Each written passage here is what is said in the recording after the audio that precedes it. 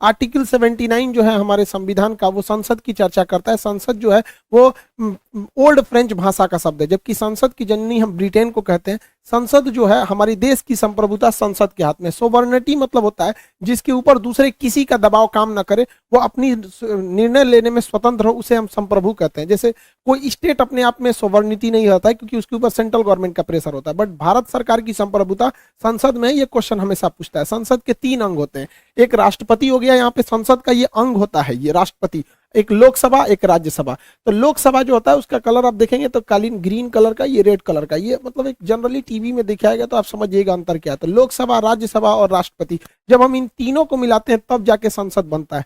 तो संप्रभुता कई लड़के कहते हैं सर राष्ट्रपति के पास होती है। अरे भैया, राष्ट्रपति खुद ही संसद का अंग है, अलग थोड़ी है, क्योंकि संसद में कोई भी चीज कब पारित होता है, लोकसभा, राज्यसभा, जब तक राष्ट्रपति साइन नहीं करेंगे। तो तीनों मिलकर संसद का निर्माण करते हैं और भारत की संप्रभुता यानी ओवरऑल डिसीजन मेकिंग पावर संसद के पास ही है। अब संसद में समझिए क्या होता है, संसद में कोई भी डिसीजन लेने के लिए एक लोकसभा, राज्यसभा, फिर राष्ट्रपति के पास साइन होता है। लेकिन जो भी लोग चुन के जाते हैं, जो मेंबर ऑफ पार्लियामेंट होते हैं यानी जो सांसद होते हैं, वो हमेशा यहाँ नहीं बैठते हैं। साल में इसकी 3 बार बैठक बुलाई जाती है। बैठक बुलाने का अधिकार राष्ट्रपति को है, जिसे संसद का आहूत कहते हैं, और खत्म करके जब वापस भेजते हैं तो उसे संसद का सत्रावसान कहते हैं। तो ये 3 बार ऐसे बैठकों को बुलाया जाता है। सबसे पहला जो हो जाता है बजट सत्र, यानी बजट सेशन जो होता है वो फरवरी से मई तक होता है। ये बहुत बड़ा होता है, इस पर सबसे ज्यादा चर्चा होती है। इसमें बजट होता है, रेल बजट, आम बजट, तब तो मैच मर्ज कर दिया गया, तो सबसे बड़ा यही सत्र होता है।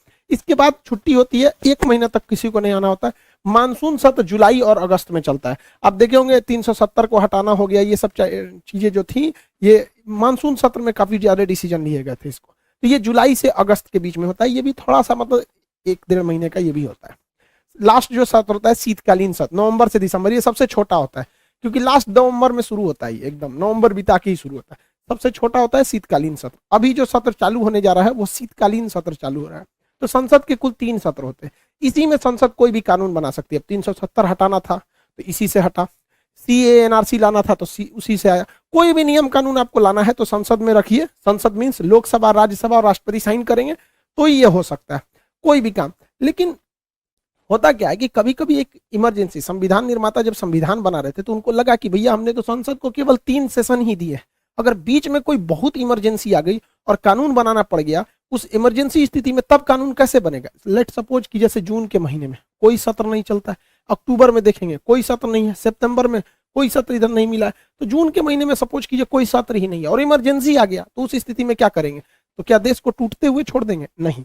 संविधान निर्माता इसके लिए व्यवस्था करके गए थे ऑर्डिनेंस बिल का, अध्यादेश, राष्ट्रपति का अध्यादेश। संविधान का आर्टिकल 123 राष्ट्रपति को यह पावर देता है कि अगर संसद का कोई सत्र नहीं चल रहा है और कोई इमरजेंसी है तो आप कानून बना सकते हैं।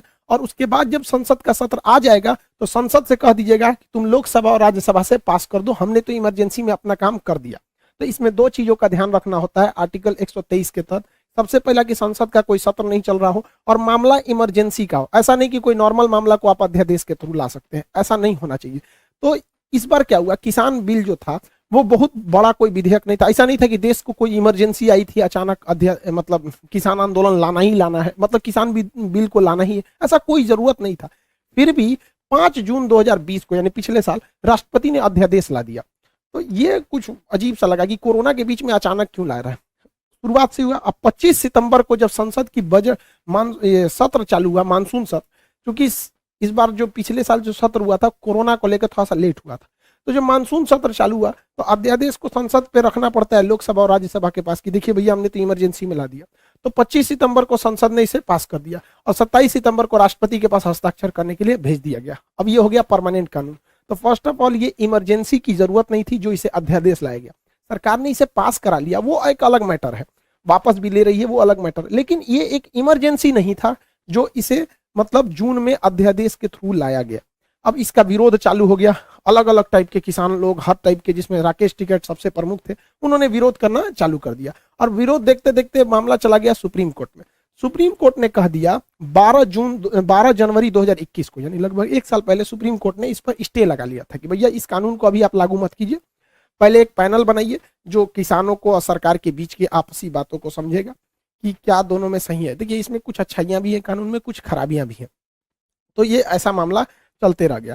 सुप्रीम कोर्ट ने फाइनली एक महीना पहले यानी 22 अक्टूबर 2021 को कह दिया किसानों से कि आप प्रोटेस्ट करने का अधिकार है, लेकिन आप रोड जाम नहीं कर सकते, आपको रोड खाली करना पड़ेगा। तो गवर्नमेंट ने रोड खाली भी कराया था। मेनली किसान 3 जगह बैठे थे, टिकरी बॉर्डर, सिंधु बॉर्डर और गाजीपुर बॉर्डर। वो जो यहाँ यही 3 बॉर्डर था इसमें, जो दिल्ली में ये लोग एक्वायर किए हुए थे।